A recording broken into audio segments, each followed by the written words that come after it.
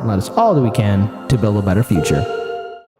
With this next segment, to our viewers and subscribers, this is an opinion piece from The Hill, but it has to do with Governor Gavin Newsom. This is crazy. Of the state of California. This recall campaign. Yes, it is, and he kind of did it to himself, but yes and no. But again, there's a lot to take away from this. The timing of everything happening is what I want to comment on after you've. Absolutely. Let's go ahead and give a rundown on this one. So this week, California and the rest of the nation will be waiting for the Secretary of State to announce whether petitioners have collected almost 1.5 million valid signatures of registered voters, enough to get a recall on the ballot, due to the fact that they have handed in more than 2.1 million unverified signatures. There is an expectation that the petitioners will succeed in meeting the first step. And prominent Republicans, including Caitlyn Jenner, I don't know why. Caitlyn Jenner is running. I don't know why. I got because she's a Kardashian. She's a former Kardashian, and they are entitled to everything. Yes, but she also ran over somebody. But that's another. San Diego Mayor Kevin Floucher, former Congressman Doug Oss, and former gubernatorial candidate John Cox have announced their intentions to run. But now Governor Gavin Newsom, has the ability to go on the offensive. This may surprise anyone who remembers the pass of the Gary Davis recall in 2003. But thanks to a 2017 law, Newsom supporters have 30 business days to collect petitions from signers asking to have their signature removed from the recall petition. Former Senate President pro tempore Don Patera has already said that he will be launching just such a campaign. This signature removal or signature strike law gives the Democrats a chance to head off a recall vote, or at least make a strong statement in Newsom's favor. The law, which was controversial when passed as a trailer bill in 2017, was part of what was viewed as a failed attempt to help delay a 2018 state Senate recall. The law also added more than a month to allow the state to figure out the cost of a recall effort. These two provisions may have the effect of cooling the passions of the recall effort. Again, I find that all questionable. And in the case of Governor Newsom, allow the state to open up more and push the coronavirus further in the rear view. While the idea of allowing signature removal may have had other motivations, it was not a new one. It actually goes back to the earliest days of the recall in California and is a law available in other states. After recall resurfaced in California, starting in Los Angeles in 1903 and then statewide in 1911, there were attempts to use a signature strike law to stop a recall. None seemed to have mattered until 1915 when the California Appeal Court ruled conclusively that there was no right to remove a signature. Feelings of remorse had to wait till the ballot box. Once you sign a petition, it stays. And I can agree with that. When you sign a petition, that's something you believe in. But the rejection of a strike law was by no means a universal rule. Among the states that allow a recall of some or all state-level positions, Nevada, Georgia, Colorado, and Louisiana, all have a signature removal law. Nevada's strike law became a focus of a major lawsuit surrounding 3 state Senate recalls in 2017 up to 2019. In that instance, Republicans were once again trying to use a recall to reverse Democratic control of an arm of the state government. They launched recalls against 2 Democrats and an independent, formerly Republican senator, enough to flip the chamber. After the petitions were handed in, Democrats collected 2,000 removal signatures, which would have been more than enough to stop the recall. A district court judge allowed the signature removal plan to go forward. Republicans appealed this decision, but a unanimous state Supreme Court did not rule on the validity of the strike law. It threw out the recalls over other problems and left the strike law alone. California's experience was quite different. The state decided to adopt the strike law during the run to recall effort against Senator Josh Newman. His recall was launched over his vote for a gas tax, as well as to deprive Democrats of 2/3 majority in the legislature. Newman succeeded in gathering only 846 removal signatures, far from what was needed to stop the recall effort. He lost the election, though came back to recapture the seat in 2020. But the new strike law has already had an impact elsewhere in California. In 2017, Newport Beach Councilman Scott Piotr headed off a recall after gathering 205 valid signature removal requests, which was enough to barely get the recall thrown out. A signature removal effort may have some value beyond just trying to get the recall tossed out. It will be a good excuse for Newsom to road test his campaign efforts and kick out any dust from his team, but the reality is that gathering enough signatures to get a recall tossed out is likely a very difficult undertaking. But as Newport Beach showed, people do change their mind. If we have seen nothing else, It is that almost anything is possible in a recall election. So here's my thoughts on this. When people do sign a petition, it's there, and you're in support of it. And the thing is, there's reasons why people sign petitions or on board, because they're passionate about an issue, or they want to see a politician removed. Because if a politician is a jagoff, well, then he or she has got to go.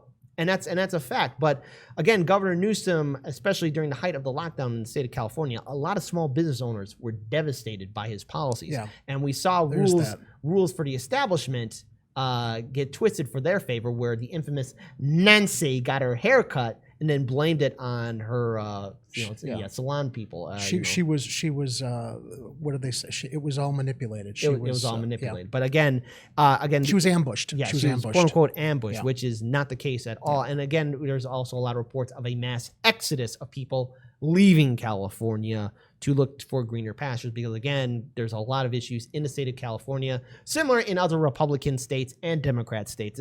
It's corruption all around. It's one big club, and they get to screw around and get to say, "Oh, my state's better than yours." No. A lot of people nationwide are struggling.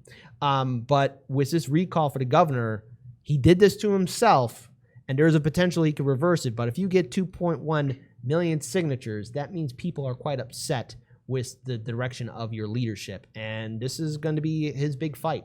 Jerry, I want to hand it over to you. I lived in California when Gray Davis was recalled, and they had Arnold Schwarzenegger ready to enter the governor's Who would mansion. ever expect that to turn out like that? And actually, I give Schwarzenegger a lot of credit these days. I see him as an honest actor. That's no pun intended. I see him as an honest actor in politics, trying to represent the best interests of people. I was proven wrong with him.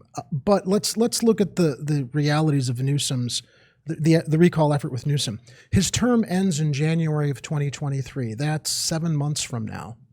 If this recall effort were enacted successfully, it would happen in October or November of this year.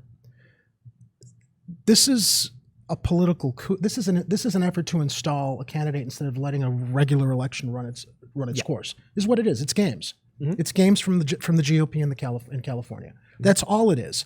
When we're talking about all of the challenges that California is dealing with during this pandemic, and the challenges that Governor Newsom faced trying to get kids back to school, his mismanagement of businesses and giving favor to some businesses over others, when we're dealing with the financial crisis related to this pandemic, and they want to waste money on a recall election in October or November, when the governor steps down in 7 months, which is 2 months after that kind of recall effort, where are their priorities?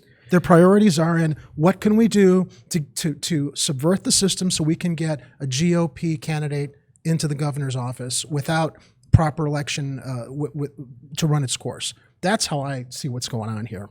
Right. I would say in regards to this, the governor, again, there's a lot of things that he did to himself with his policies, with his mismanagement. Yeah. But to your point, you are correct on the fact that this is a game. What a waste of money. Yeah, it is a waste of money. But it is a way to say gotcha to the libs for the GOP. That's all it is. People, again, a lot of people say, like, we're always tough on the Democrats, because look, the Democrats are going to get harsh criticism because they have positioned themselves as people better than the GOP and in support of progressive policy, even though we rarely see them follow through with it. On the other hand, with the Republican GOP, if you are all on board with this, look at your lineup of people that's going to try and replace Governor Gavin Newsom. It is a clown show. And, I do have my criticism of Schwarzenegger, but at least he wasn't as bad as them. No. And maybe I'm blind and have rose-colored glasses on looking at the past. But, I mean, let's look at what Trump has done, especially to the GOP. I mean, if you're going to get a clown car lineup, well, then whose time are you wasting? And so to the people that signed these petitions, understand a lot of people are emotionally angry. And 2020 really shook things up. I mean, California not only had to deal with a pandemic, but that state was on fire. Yeah. Well, I think we all saw the pictures of 2020. Literally it looked like fire. The end of the world literally for California, where they had dark orange skies, and that state was devastated. And who knows how this summer is going to play out for them. Probably we might see a repeat again of massive fires happening all over that state because, again, it's going to happen. And I don't want it to happen, but be prepared and pretend to be shocked when it does happen. But if the fact that the governor is stepping down, he's not going to run again for re-election. Right. This is a waste of time. And criticizing the GOP doesn't mean we're not critical of the Democrats. Yeah.